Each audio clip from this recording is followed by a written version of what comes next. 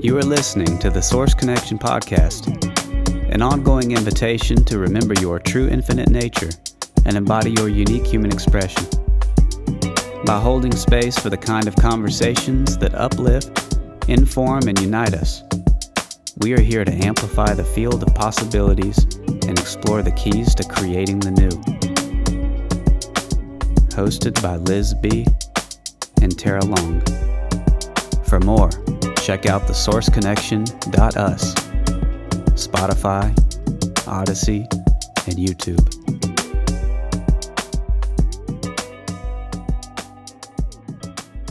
Welcome, everyone, to one more episode of The Source Connection. I'm Liz B. Well, some people call me Liz B. Some people call me other names. Here with my co-host and sister, Tarah Long, and our very special guest, Chance Garton from the Innerverse Podcast and the Vibrant, and we'll get into all that. Thank you for being here today with us, Chance. I appreciate the invite. Yeah, I'm feeling more grounded already. Let's just take a moment to just come into this now together and just start noticing what's happening internally as we close our outer eyes and open the inner perception. No need to do anything in particular right now, just taking inventory of what's going on in our minds, physical bodies, mental bodies, emotional bodies.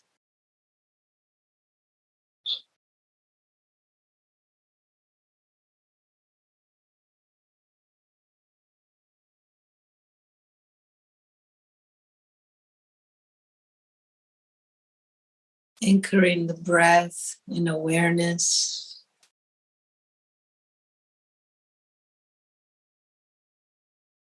Breathing with intention.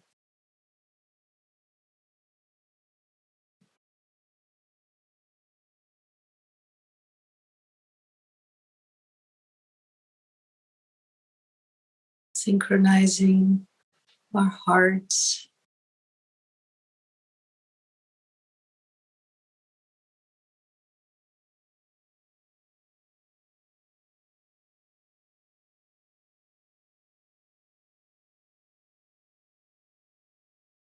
Connecting our feet to the center of the earth and our heads to the skies and the universe above.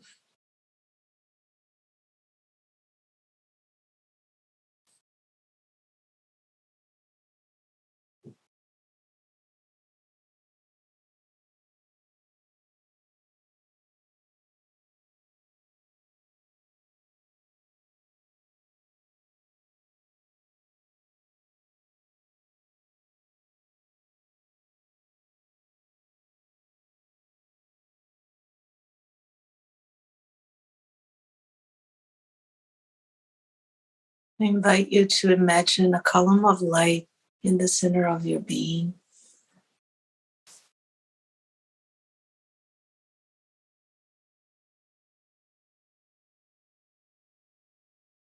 And with every breath that you take in and out, let it grow and expand.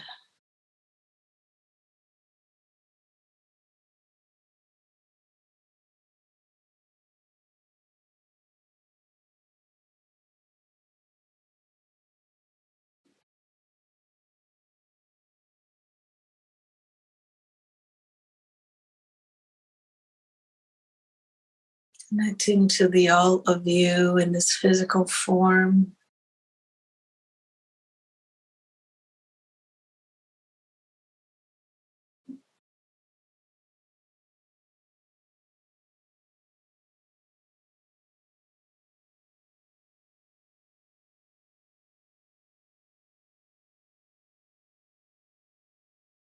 Connecting to the all of you in non-physical form.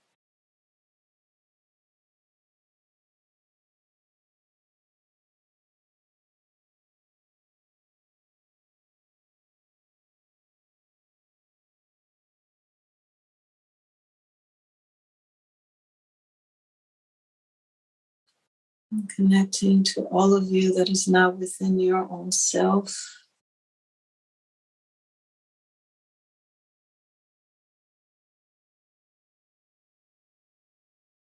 And the physical and non-physical.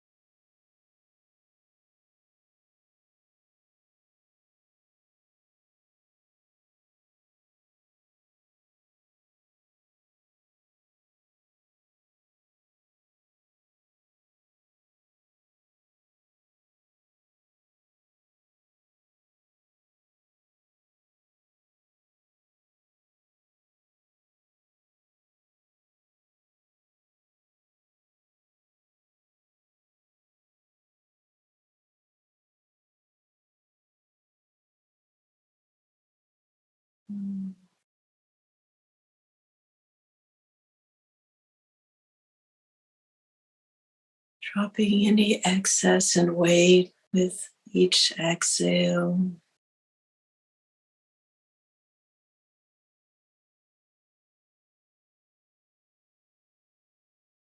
And breathing all of you with each inhale.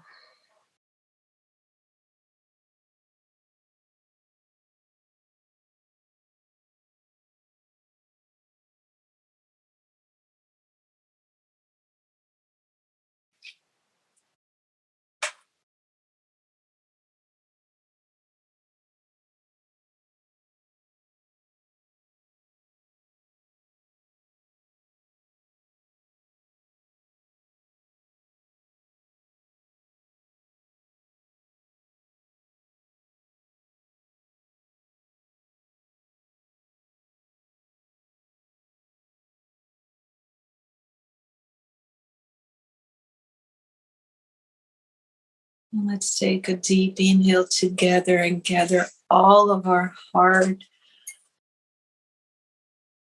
Just suspend that breath for a moment.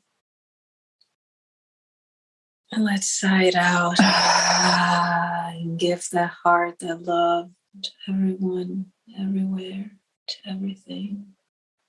Let's do that a couple more times. And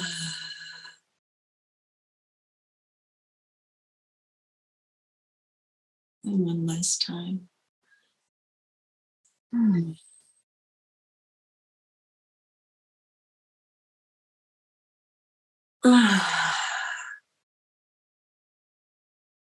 Thank you for joining me.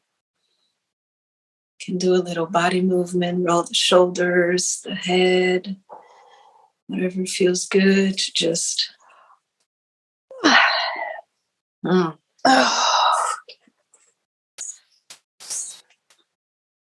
Did you guys hear my stomach growling in that? No. Okay, good. I was like, whoa, what is that? Good deal. The growling. Mm-hmm. Thank you for being here with us today again, Chance. After this reset, I'm almost like feeling a little anew. I love it. Yeah, I kind of needed it actually. Was running around a little bit this morning. Yeah. I mean, there's nothing wrong with getting stuff done, but it's a huge gift to give yourself a couple of minutes of centering, grounding, breathing. Feels awesome. Thank you for that. You're welcome. We met, a couple months ago at Music and Sky, I want to say. Yeah, that was in the middle of October. So about a month ago. Oh my God, that's it. Time is funny. Time is very fun, especially of lately, I would have to say. And I want to tell everybody how I met Chance and why he's here today. So on Saturday at Music and Sky, we had I think, spontaneous fireside chat that was led by Chance with Kelly, Brogan, Eileen, and Alec. And I had never heard of you before. I didn't know you at all. And as you guys started, I'm going, this is a brother. Who is he? Who? And I'm asking myself, how come I've never heard of him? Who? Wait a minute. I'm looking around like, all this, do you all know him? How did that escape my radar, right? And the way you were speaking, the language, the wonder, the questions you were bringing forth were just so activating for me. And I went, man, I need to meet him, and would love to get to know more of him, maybe invite him to the podcast. So that was my wish. That was, thrown in the ethers that night. I went to bed early. I didn't finish the whole chat. My young one was with me, and we needed to go to bed. And so that next morning, when I was ready to come out, was ready for the day, I see Chance leading an impromptu, again, energy Qigong class. And I'm like, oh, wait, that's that guy, Chance. Oh, and I didn't know if it was like a thing that some people were doing that had agreed to do it. So I just like slowly made my way into it. And I was just like, I'm just going to pretend I was here from the beginning, right? In the movement. That's how a lot of people did it. It started with just me and a couple of others, and it snowballed from there. And I had a lot of fun doing that. It was so fun. Thank you. And then so I when there was a little break, I was like, I hope I'm not interrupting. I just thought, no, just come on in. And it was so lovely. And we didn't get a chance to really speak then. There was a lot going on. But I told you then that I'd like to have you on our exploration here. So I'm so happy that you agreed and that we get to now get to know you a little more. Oh, thank you for all those kind words. It was really incredible to go to that event and meet all the people there. Yeah, and impromptu is kind of a favorite method for me anyway, because you were just talking about the time thing. One lesson for me in life is realizing the difference between measured time on the clock and subjective time of the soul. And so in this type of thing, sometimes we're scheduled to meet at a certain measured time on the clock, and it doesn't always line up with the time of the soul. And in our current world where a lot of people are allowing themselves to be ruled by that clock, it makes for situations where people are showing up for something that isn't a full 100% yes to them. Yeah, right. It might be a yes for them in a different time, at a different moment, but I think we do ourselves a huge disservice if we aren't allowing flexibility for ourselves and for others who, and so there's so much like saving face, like, oh, I agreed to this, and I would be embarrassed if I asked to reschedule or whatever the case may be. But I found that the universe wants to be accommodating to what flows energetically in the moment, and things will work best if you honor that.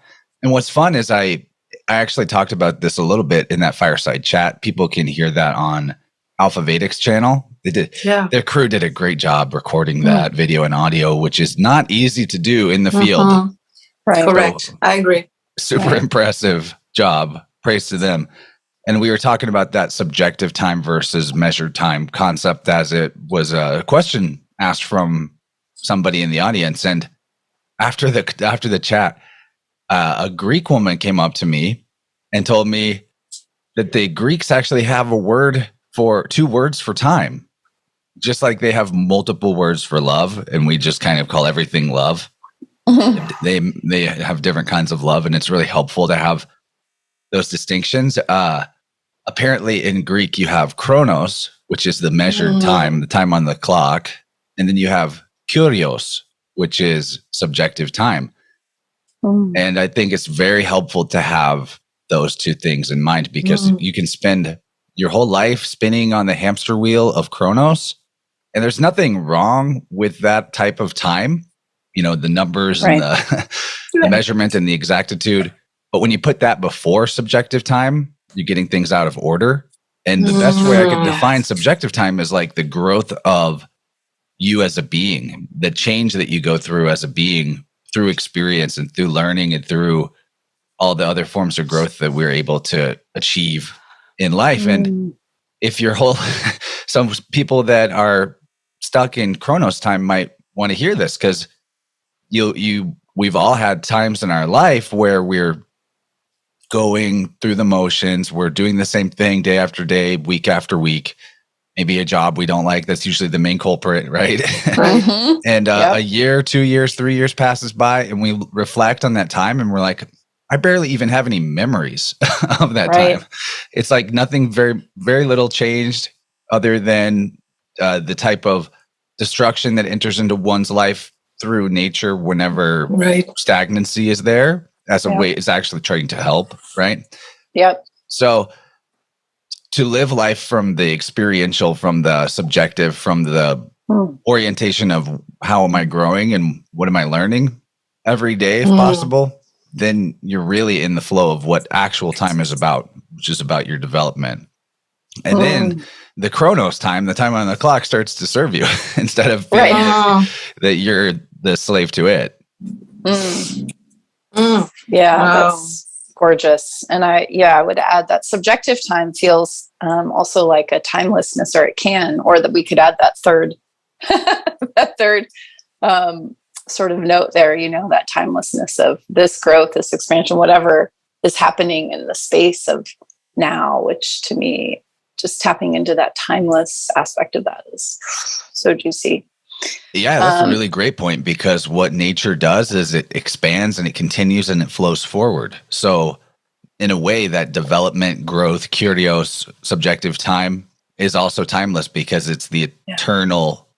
It's the eternal happening. It's what it is. Yeah, exactly. And when you try to stay in the stasis of doing the same thing every day, especially when it doesn't feel very good to do, you're like trying to go against the flow of everything that life is about. And that, I think, is part of what makes it so exhausting and destructive. That seems to be the paradox of our times, the things that we've been told to do versus coming out of that shell and just coming into what we want and are meant to be in this time and space continuum here. So Chance, there's, Liz and I were talking about all the different things that you're into, and that, I mean, your website is just amazing. I'm like, oh God, then I can go here and I can go here, all these things. So I'd love to hear, just in your own words, however much you'd like to share, just how you got here to this now moment with all of that and how that unfolded for you. Yeah, sure. There's, of course, a lot of parts to anyone's life story, but what feels good to talk about is, you know, the basic background is similar to many people that might be listening. I grew up in the pretty standard suburban American household, had great parents, not a lot of unnecessary trauma layered onto my childhood, which is very big blessing. Although, those things can also become our great teachers and all that. So I went to high school, went to college, kind of just going through the motions, as I was just talking about. Got the degree just to get the degree, and was feeling pretty unfulfilled after that point, like no direction. Where am I going? Mostly spending my time in entertainment as a way to kill the time, pass the time. Destructive. And I got invited to go to some events that were not unlike Music and Sky in my early 20s, and saw a different world where people were coming together to celebrate their creativity and life itself and consciousness expanding experiences. And so at that point, I realized, okay, I think it's about creating. I think that's where the spiritual path is really at. That's why I'm feeling unfulfilled, is I'm not making anything. So I bought a big pack of all the colors you could get of Sharpies and started doing just very amateur doodles and coloring and sketches, and just to make something. And turns out that was the crux decision that really changed the direction and flow of my life overall. Wow, that's awesome. Right? Yeah. So that turned into kind of making some merchandise out of my doodles, and people sharing it with people, gifting it to people, and gives you an in to talk to people. It's like a conversation starter. And what I was really interested in from there was how do people turn their creativity into their livelihood? What is the secret of these people that I meet that are running like vendor booths and selling paintings or weaving their own clothes or all these possibilities. Like, how did they do it? How did they get off of the hamster wheel that everybody else is on to where every week of their life is an adventure? You know, why aren't they afraid of the risk of the seeming risk of being at the mercy of the universe instead of a sure thing of a paycheck? Right. It turns out nobody could actually like tell me the secret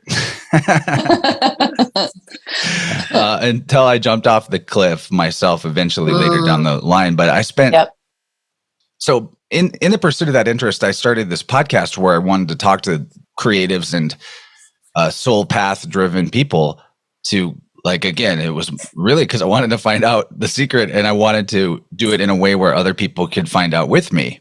Right. And so for many years, I have been doing this show, Innerverse. It was a slow start, slow growth. I think part of that is the energetics of me trying to have my foot in both worlds and stay in the sort of Babylon job and then do this stuff on the side. And that was so much work and very exhausting and very draining. And so the irony of that is like, you think that that's the way to do it potentially, that, you know, if I'll mitigate the risk by doing both things at once. And in reality, the whole nature of currency and support coming to you and like our yin acceptance of and receptivity of abundance and blessings from universe, you know, if you're holding on to the other thing, you can't take the thing that could be offered and given to you. You know, the yin dynamic is like that. So, and the energetics of currency require too that you have current in your body that is flowing and powerful and strong. So in that sort of exhausting myself method of how I began the podcast journey, the growth was slow, the support was slow to accumulate. And then that can cause someone to come into a kind of mental dynamic of I'm being someone out there stopping me, someone out there censoring me, blocking me. And, you know, some of that to a degree is true with social media and stuff, but all that is an offer.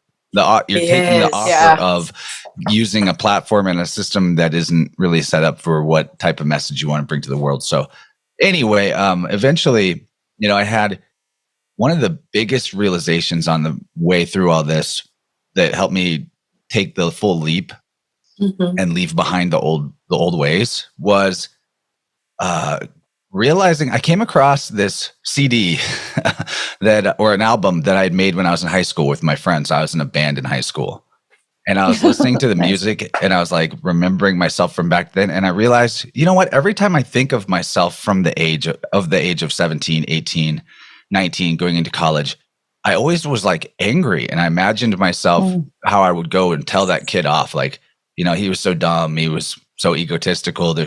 This, that, and the other thing he had wrong. And so I didn't understand until that moment when I was listening to this old album and from a more objective standpoint going, wow, this is pretty good for a bunch of high schoolers to have made. I realized if I just met the young version of myself as my current self, and it wasn't me and I didn't have all this story and baggage and I just like met that teenager, I would have thought he was cool. I would have thought like, wow, there's a lot going on for a 17-year-old or whatever. And I had this like repairing of my relationship to my past self and a higher level of understanding of like what sort of put me into depression in my early 20s. How when that band, which was like my whole life, I loved being in it. I loved performing. I loved everything about it.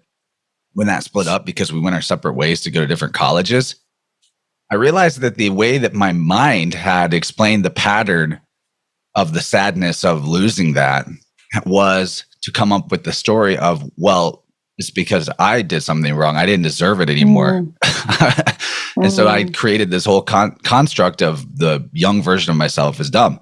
And whenever you hold on to any opinion like that of your younger self, and I learned this over and over again in biofield tuning when I work with people and find echoes of their past self that they're still holding on to an opinion or belief about themselves from back then that is informing the way that they're behaving in the now. Right. When I let that go and I saw the young version of myself as very lovable and that the pain that I'd incurred myself was for believing that I didn't deserve the stuff that I loved most and that was good in my life. And that's why it had gone away. That was it. That seemed to like be the big shift for me energetically, to give myself the confidence to, you know, take the leap of faith and the unseen forces come to my aid and finally be truly receptive to the gifts that are just waiting for you to have the right posture to receive them, to have the right openness to receive them. So from there, that was probably sometime in the middle of last year, actually. So It's not even been that long that I've been full-time doing podcasts. Like the support for the show was growing up to that point. You know, all that preliminary work and sort of the grind and hustle, it wasn't for no reason. Right. But I want people to realize that it doesn't have to be a long and arduous path and battle to be supported doing what you love, but it does require faith and self-love to the level, and self-care to the level that the highest level that you can provide it, which might need you to go back and comb through the beliefs that you have, not just about yourself now, but what do I believe about myself from this age and from this age and from that age, especially at key transition moments in life where something majorly changed or our emotional state took a dive for whatever reason. We really do have to go back and mentally repair those relationships to all the different expressions of ourselves throughout our life, I think. And then we have so much energy in the now moment because we're not blocking any of the parts of us that got us to where we are. I'm crying, as you can see. We shared the same background of music, of performance. That was my whole life. And there is a lot of, I think, wounding from that still that you just help uplift just in your own sharing right now. What did you play? Now I'm curious. I was a guitar player who got put on the bass. So it was fun. Yeah, that has happened to me too. I actually threw myself on the bass at some point and I loved it. Oh, the bass is great. So thank you for that. It's almost like what I'm now feeling with what you just said. It's like we all have this opportunity, if we choose, to go back to the weaving of our own lives and just smooth things out a little bit if we choose to do so. The crinkles, the wrinkles, or the notches, or the knots that were done in a way that we're not very mindful or conscious or whatever thing. And we tap into that and then kind of open, as you were talking about the currencies, and then it flows and it reaches this now moment. A lot of the energy work that I do when we go into these different timelines of past, present, future, it just condenses everything together. So it's not this linear thing that we think happened then or there, but it can happen at every moment. I'm curious with that, when you talked about that realization, when you're listening to that music and you see yourself as that cool teenager, right? You see yourself from that perspective, almost like somewhat of an othering in that moment that allows yourself to go back into who you are. Was that pretty automatic, or did it take a little bit to just integrate? I think it was interesting. It was almost like a divine intervention. It was like I just curiously noticed that music, I could check it out again, and I hadn't for years. And then I was like, oh, wow, we were doing cool things. Oh, wow. Like that was, I don't know, it just sort of all clicked pretty rapidly. But I think maybe the preliminary work of getting myself more in tune with sound, as I had been the year before that, was a pretty big key as well. That I think the sound stuff is incredible for helping your body adjust itself and bring your attention to where stuck energy is at. That's sort of the whole point of it. How did you get into it? Yeah, I heard Eileen McCusick, who you already mentioned, on some podcast in 2019. And something like bells were ringing inside me, like, this is it. Check this out. Go deeper. And I've had a lot of experience with energy work and all types of subtle healing. I've been a Qigong practitioner for 10 years. So whenever I heard Eileen's description of her work in this biofield anatomy and how she's like in this beautiful Libran way, which I totally relate to, she's bridging the science, the mechanism, and the mysticism, together. That was really powerful. I checked out her books, and then from there, I'm not technically certified with her program or anything, but I was able to figure out how it's done by reading her books and practicing and experimenting, and it's been an awesome journey. I still learn things pretty frequently. One thing about energy healing that I already was hip to from long ago when I first started picking up selenite crystals and waving my hands over people who had headaches and putting my intention for things to flow and help people. Like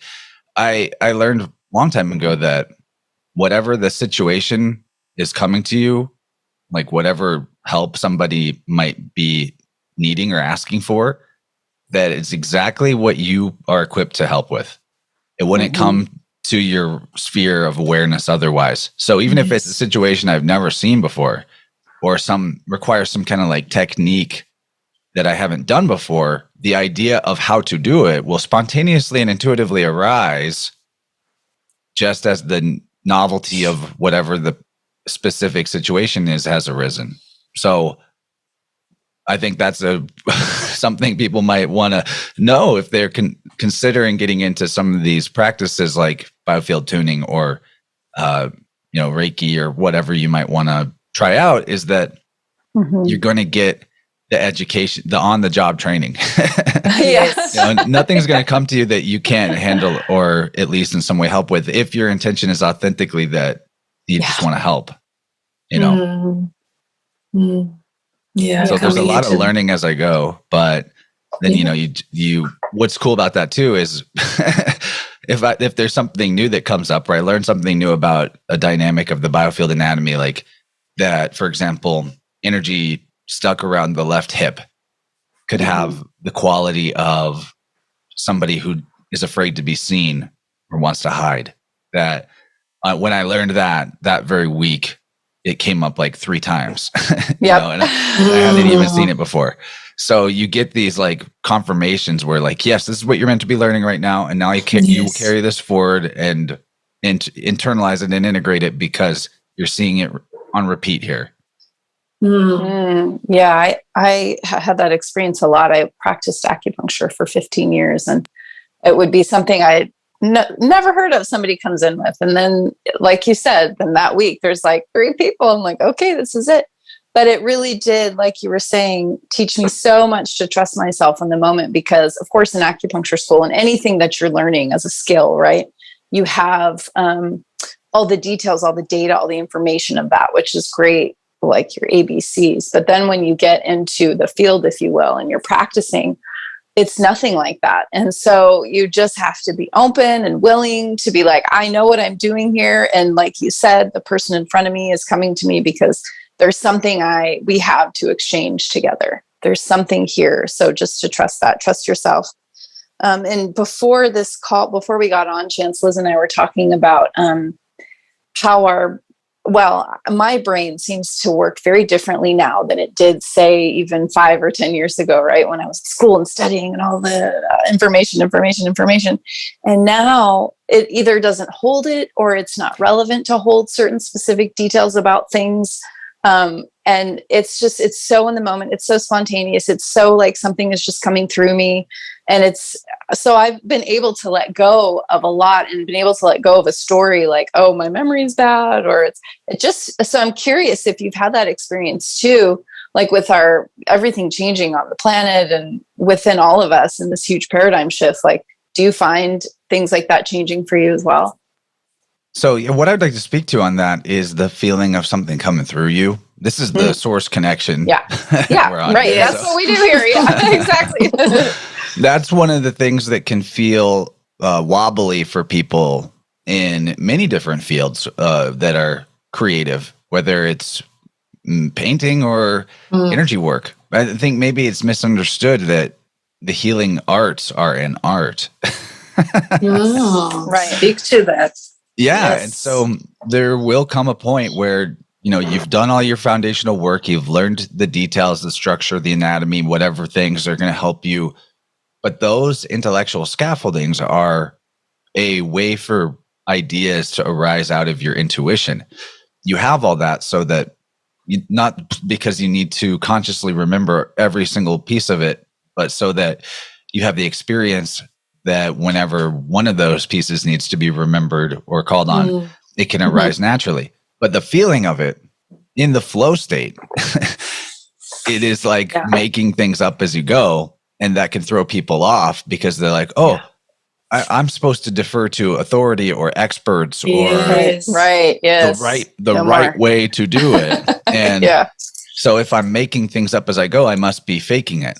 But if you are in the right intention, then making it up as you go is totally not just allowed, but actually the way it's supposed to feel. Because if you're truly connected to source, that's what source is. Yes. If we're talking about the creative intelligence that self-generates all reality. Well, that creative intelligence, that source consciousness is literally imagination. It is actually making all of this up in every moment, like an author. So to really claim your authority is to be comfortable with, in the flow state, making decisions. And I think that's what creative people are really able to do, is that they make decisions. The person who believes that they're not creative looks at the canvas and thinks, I don't know what to do. The creative person goes, I have maybe an idea. Maybe I even don't have an end goal in mind, but I see a blank canvas. I have options. I'm going to make a choice. And then I'm going to make another choice from there. And it's a stepwise progression. No great painter, even the best in the world, knows every brush stroke that is going to go on that canvas in the exact order that's going to happen from start to finish before they start. It doesn't work that way. So it's actually okay to feel like you're making it up as you go. That doesn't make you inauthentic. It makes you in your authority. And you're not an imposter for doing that, as long as you're not pretending to be something you're not, or pretending to have an intention that you are that's actually opposite to your intention. If your intention is pure, you're totally allowed to make things up as you go, and that's actually the way it ought to feel if you're connecting to source, because that's what source does. That's such a deep surrendering and trust, and just that knowing, as you were saying, that it's just, you don't have to know. And it's like, it's a paradox where you blend the surrender with the authority. You're taking both at the same time. And that is a yin yang working together in harmony inside yourself. Wow. That's what these times are so about. Oh yeah. Aren't we all discovering right here that all the time. one way or another, right? Now, with that said, when you did start and decided to step into that authority, right? Author, and that idea that you are the author of your life, that you are creating, that you are choosing, that you are surrendering, and all of that. What did that look like for people around you? Were people pretty tapped into that? Did that disrupt certain relationships? Because it threats other people's security as well at times when we are in close relating, right? Because people are used to seeing things a certain way, or thinking that things need to work a certain way. That's the progression of life. You do this and then you do that, and then you buy this or whatever the thing is. And I've noticed at times in my life that can be threatening to other people. So they feel insecure, not necessarily about what they're doing. They may at some level, but what we are choosing to do, because it doesn't fit anywhere in their own construct of reality. So I'm curious to know, what did that look like when you fully start to step into that to people around you? Yeah. in your relationship to them, right? That's a really great question.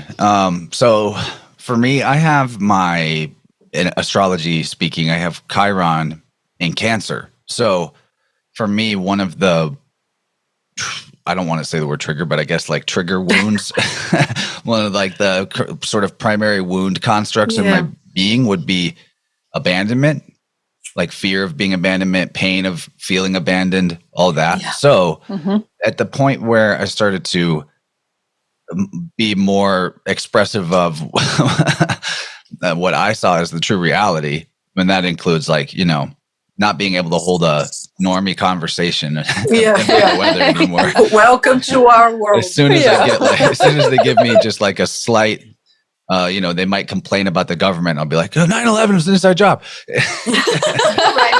You get a little tiny like crack in there. They give me an inch, I take a mile, right? But there was like throughout the path, there was more and more of a naturally sort of falling away of proximity of close relationships and friendships that I had held.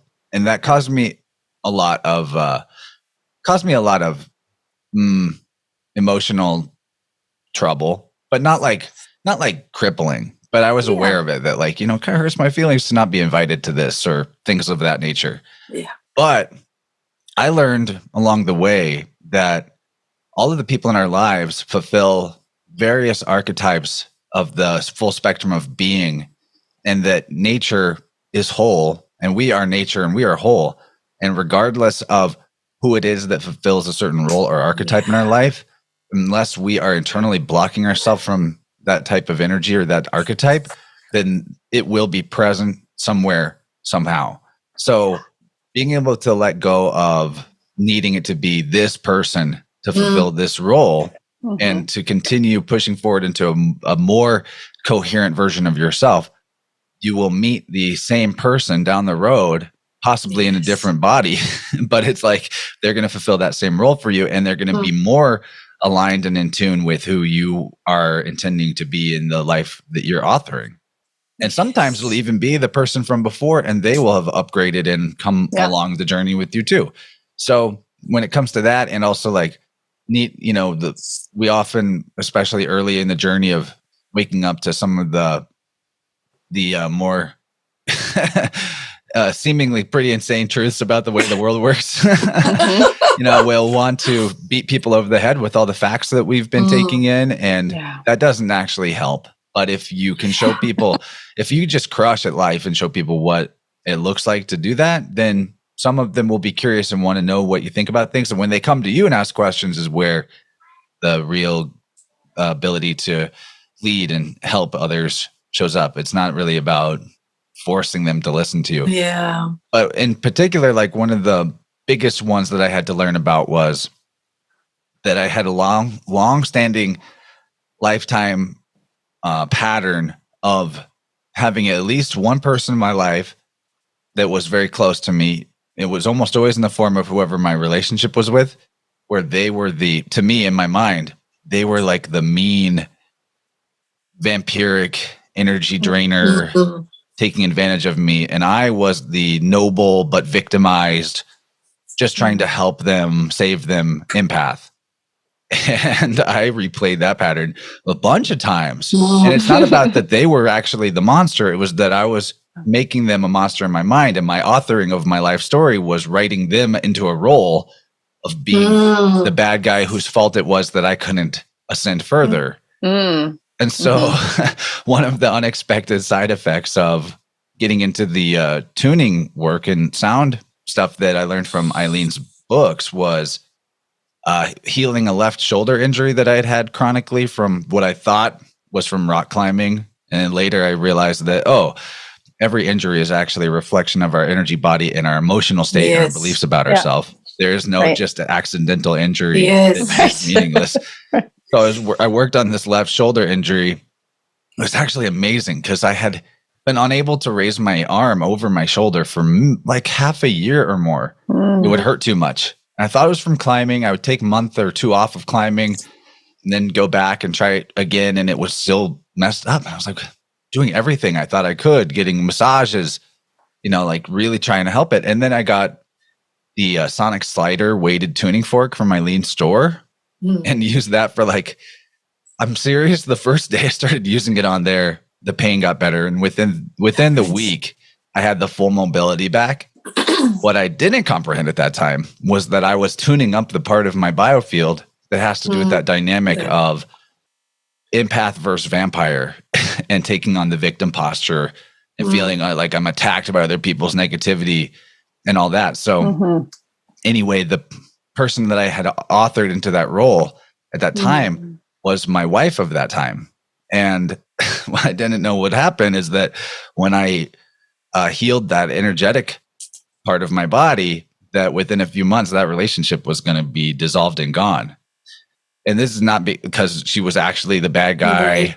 It was just because I was holding on to that relationship to hold on to that story and that narrative. And it was, that wasn't the way life really wanted to flow for me. And so whenever I corrected the energetics of that, I had no idea when I put that tuning fork on my shoulder, I was going to be divorced. Like this. Ooh, yeah. So you got to be aware that like things can change pretty fast, but it's always for the better. And it definitely is for the better for me. And I think better for her and better for everybody involved. I love for sure. I love that story, Chance, because usually it's the other way around, right? Like someone will have something, say, physically showing them like, right, a message. And so then they correct whatever it is in their life, the relationship, the job, and then the physical thing goes away or dissolves or whatever.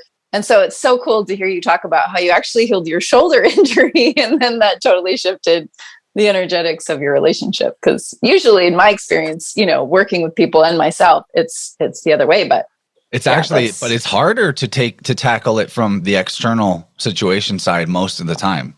It's usually harder. Not always. I mean, sometimes you just like, okay, I need a boundary with this. There's a boundary. Now I'm feeling better.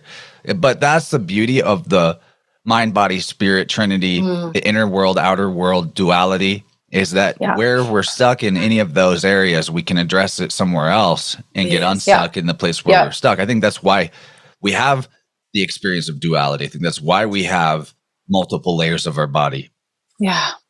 Yeah. It's just cleaning a room of the house, and it doesn't really matter where you start. You'll eventually, the rest of the house will be clean. Yeah. I like that. I like that. And you said something I'm sorry, Liz. No, go ahead. I just had I just wanted to know what it means for you. You said something about people will see that you're crushing it at life. And I want to know what that means for you, crushing it. Yeah. Well, whatever gives you the most consistent flow state and perpetual feeling of synchronicity. So that could look different for people, but that's what I think crushing really is being in the flow of perpetual synchronicity, which you always actually are, but it's about aligning your perceptions to where the synchronicity is at, so that you can continue to go through the path of, least resistance into the direction that life wants you to go. And, even putting it in that terminology where life wants you to go is almost like, you mean I don't have free will? Something is something is guiding me. It's fate or destiny. No, I'm telling you, you are life. And so where life wants you to go is where you want to go. Yeah. You are life. Maybe that's the title of our episode too. Yeah, I know. We always sometimes it just pops up like that. Yeah. Wow. And I think I'm just taking a moment to digest that and trying to come up with words to tell everyone listening that just that alignment of you knowing yourself as life will bring so much into play just immediately. Like there's no externalization, and everything just comes into this moment. I'm like my whole biofield is feeling it, right? I'm feeling the just the coherence of that statement alone. And if I'd like to offer everybody just a moment to really say that to yourself, like, I am life. I am life. Life is not something that's outside of myself. It's not trying to get me, right? Life is always happening for me. I always say this. So you are always happening for yourself. How much power can that realization bring? And can I give you a little bit of language around that phrase, you are life? I've never really said it like that before, but it's actually super deep because deep.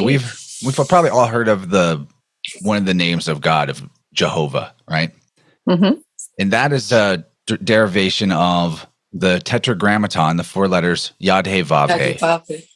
So Yod He Vav He, those Hebrew letters, they can actually be translated into different English letters. Like the Yod could be an I, could be a J, could be an I, or anyway, I think I already said I. But Yod He Vav He basically has multiple transliterations. One of them would be I-E-U-E, which is you.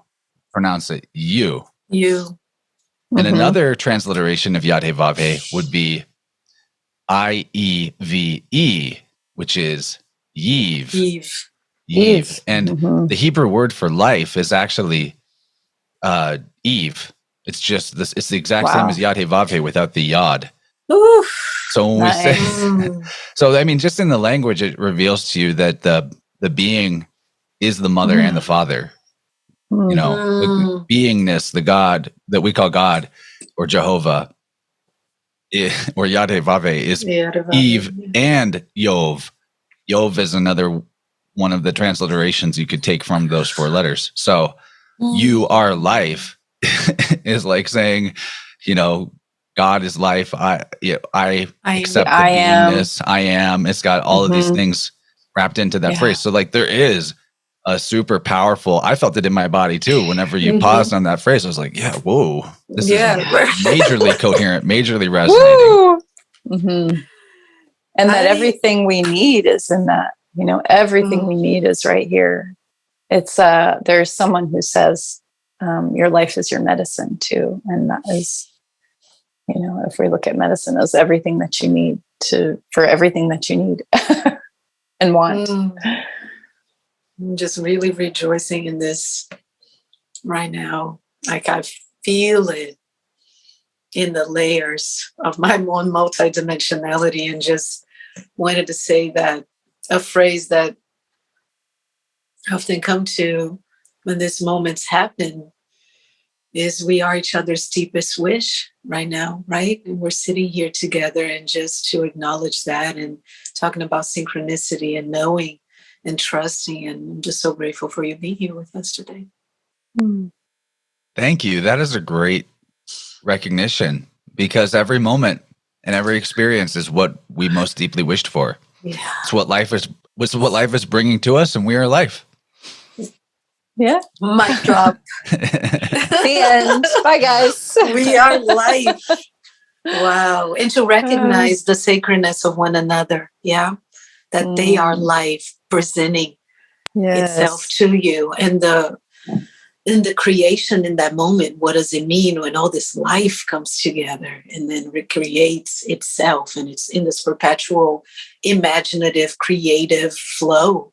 And when we were talking about, you know, you're in that flow and you're thinking, I'm just making this up. In life, it's making itself up as it goes. It can never be the same as it was before. You're really meeting every moment in the sacredness of what it is, because it's never going to be recreated, right? And allowing for that and trusting that. And as you said, being the author in that moment to create life and to be life as it needs to be expressed through you. It really is, I think, a huge shift in paradigm. And I'm glad that we're able to amplify the field of that so others can tap into this awareness.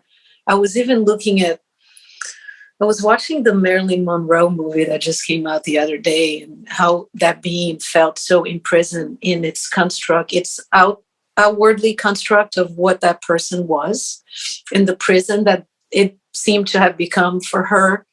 And the tools available at that time. And I'm just so grateful that now we've really amplified the field to know that we are the tools, right? And then we have this permission slips of other things that we get to do with the tuning forks and the acupunctures and the massages and the energy work, whatever that is. But how much greater and how much richer and deep our lives are because of that. I'm just really expressing gratitude right now.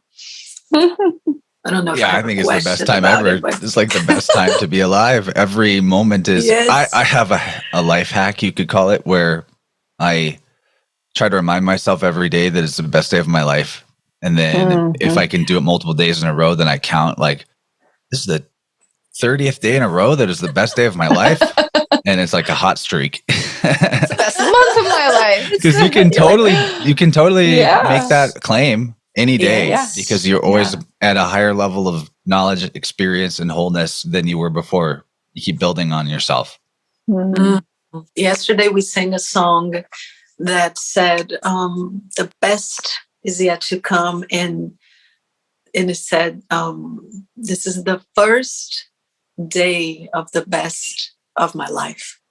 So I find it again, right? The synchronicities of the wording and just how it all just connects. And there I was chanting that and like really feeling that. And yes, it's like, because it's always, change is always for the better, even if it takes a little bit to adjust and integrate. And we feel like we're losing, I'm air quoting here, something. There's never something that gets lost. Yeah. It just gets. I'm glad to be talking to you about this stuff today, because one of the big missions of my life lately and my work is to refute the ideas that really spread around New Age circles that masquerade under the label Gnosticism, but they're not at all, which is the belief that reality is fake and created by an evil God, and our spirits are trapped in the jail that is our bodies and all this stuff. And like, if that's what you think, then it is that. You know, you can, if you want that to be the story that you're living in, that's fine. But people are missing the boat. And it, I will be honest, it actually bothers me how popular those ideas are. That those ideas can travel so far, so fast, and they're based off of interpretations of texts and scriptures that most of the people that are spreading the ideas never even read those things themselves. And if they did, they didn't have the keys to decipher them in the first place. So you guys are bringing the right way of the right posture to life. This feels way better. Well, if we're authoring, then how do we choose to author? I think just that premise of, if I'm creating, what is the foundation that I'm creating from, right? And we get to choose that, and people are going to have different experiences of that. That was one of my biggest lessons during the COVID experience. It was just really, I knew it, but noticing like, wow, we're really inhabiting very different realities, like to the physical reality, completely different, right? And I think that that time, which is still ongoing, has really helped to clear the static, to make things just more in tune. It's easier to perceive, to understand, to get in alignment with what's meaningful and fulfilling and what's not. Again, like you were saying, the relationships kind of falling away and everything just really in a alignment that I've never felt before in my own awareness of life. So I'm very grateful for it. Yeah, there's so much to be grateful for out of the whole cooties. Cooties storyline. That's what I call it. Like, first of all, if none of that had gone down, it may have been quite a long time before I realized not to be afraid of invisible monsters that could somehow just come out of nowhere and make me sick, as if I had nothing to do with it. Right. That invisible enemy. Disempowerment, all of it. It's all those threads, those tiny and sometimes really big dark threads are just being yanked out, and we get to see everything. And what a blessing. And these past few years have been some of the best of my life. I mean, honestly, just the people, the like Liz was saying, the clarity, the simplification of everything. And we talk about that here all the time, how it's just so simple. And Chance, you must have been intuiting. I was going to ask that question a little bit, is we are life, you are life. So what is life showing you right now? And you talked about what you're excited about, these paradigm shifting and the maybe the old scriptures and texts and stuff being misinterpreted. And so the first question is, what is really alive for you right now? Because you are doing so much. And then the question we usually use to wrap up, once I can ask again after this one, but is, what have you learned about yourself in these past couple of years that might have been new for you? Yeah, let's return to that one. But the first question, like the most current lessons of being integrated for me are, it's great because it's reflected in biofield tuning with clients that, I approach it from the angle of what if I'm seeing something as a pattern repeatedly with more than one client, it's not just that I'm meant to learn about that dynamic of the anatomy of the energy field, but also because probably I need to look for that in myself. Some of the more general, just like basic stuff, if I've already gone through and integrated those lessons, I don't look at every single issue that I come up with in a client session as like, I have this problem too. Otherwise it wouldn't show up. You don't need to go that far with the mirroring thing. But I have realized that there's this dynamic with the left ankle that people take on. So if anyone out there listening, I would love to, I'm still collecting data on this. So I'm not 100% sure, but I think this might be a pattern with the left ankle, which is, ask yourself, do I sit on my ankle in a weird way that other people would look at and say, that looks uncomfortable, but it gives me comfort? You could do this with your right or left ankle, but I'm specifically thinking about the left for myself. And because I would sit on my left ankle in a kind of a funky way and feel comforted by it, even to the point where my leg was falling asleep. And anyway, so there's this energy of stress or anxiety that the left ankle can hold on to and feeling stuck to it, or even potentially hiding from ourselves where the stress or anxiety is coming from. And all that could possibly live in the field around the left ankle if there's stagnant energy there. And so I have been seeing and elevating myself out of this pattern, how many of us have the addiction to stress where we will like put things off and wait till the last minute to begin a project or just get something done because the energy of I've only got one day left to do it becomes a motivator, and we're using the stress as a fuel like that. So I'm working on the pattern of slowing that down and doing projects because they're what I'm very interested in and is authentically fun. And then when it's done, it's done. And then maybe I reveal it to the world or offer it rather than try to like make the commitment before I start and then wait longer and let the pressure be the driver of it. So I'm thinking all of that lives in the left ankle. And I think maybe people who sit on their left ankle in the way I described might want to reflect if they have that pattern and if it's a pattern they want to continue.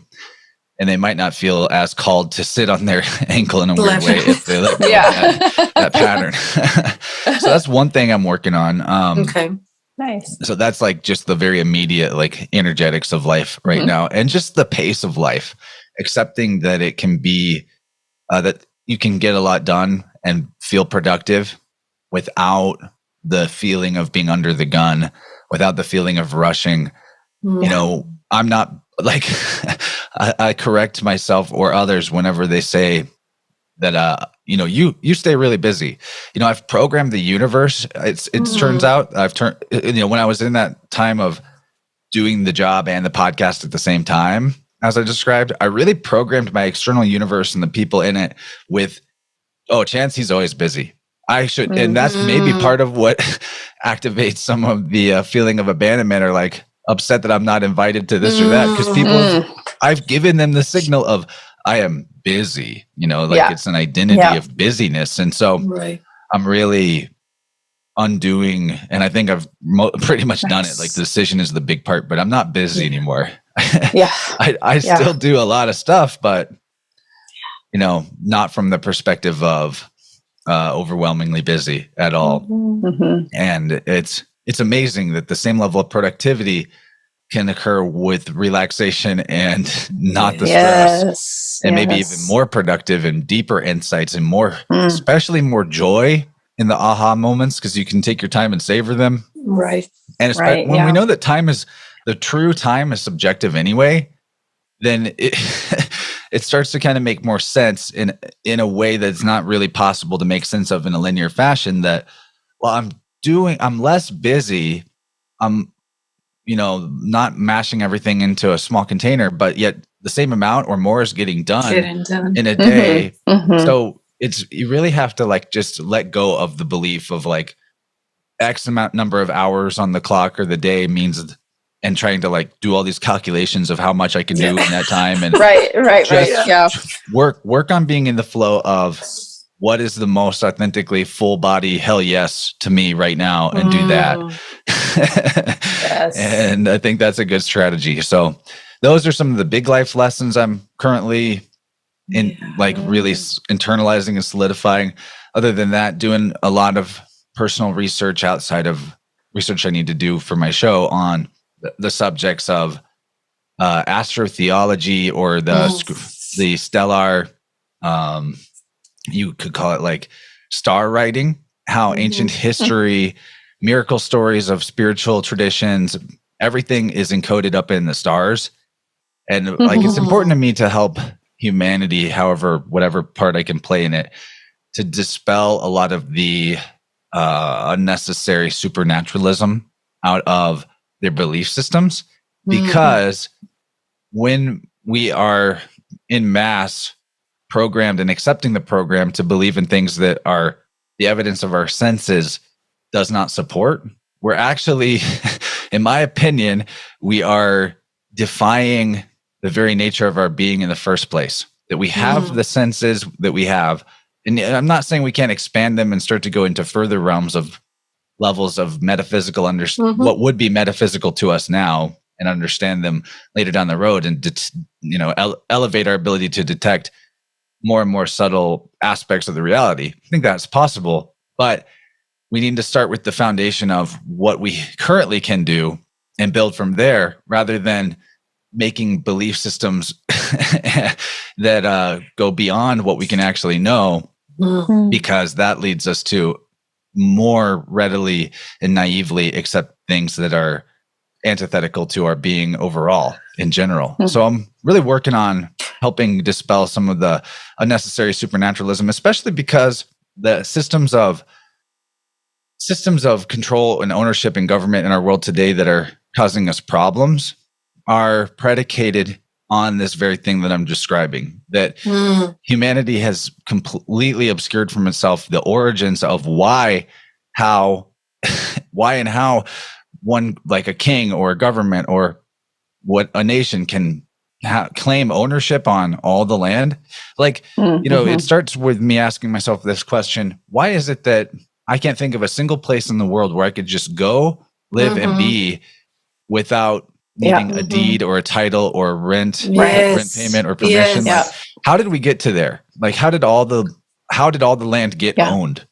Right. So undoing that requires going back to the beginning of the system, and then we can abrogate that system if we can negate the assertions on which it's predicated. So that's maybe a big, ambitious project, but I have great collaborators on that project. Can we maybe get together again to talk about that? Yeah, I would love that. I would love that. I mean, because that's a question that I've asked myself, having gone to the extent of the research. So it would be fascinating to hear you speak on that. And when I hear you talk about the senses, are you talking about a deeper embodiment of what we already have available to us, and really coming from that place? Do I understood it correctly? Basically just respecting the consensus reality, I trust that there's a good reason why Source and ourselves as Source created the experience of reality that we're in as it is now. Yes. With all the boundaries and limitations on our individual selves that are there. I don't look at those as some kind of a punishment, prison, or stopping us from something. I look at it as like, well, this system is the way it is for a reason.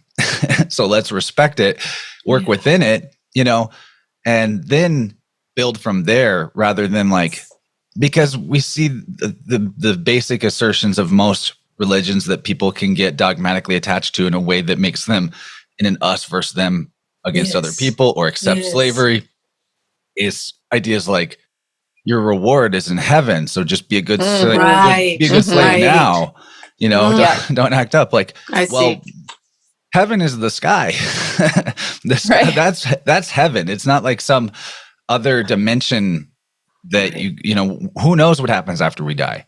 There are things that are mysteries for a reason, and accept that. And let's work with the infinite playground, sandbox of things that we can know, and not to get lost in mechanism and trying to find every little atom in every explanation of every process, but to just drop the assertions that are beyond the consensus reality's ability to agree upon, and start from there.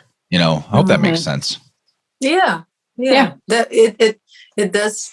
Because mysticism and scientism are the same thing, really. That the left brain that wants to chop everything up and find every part and explain it.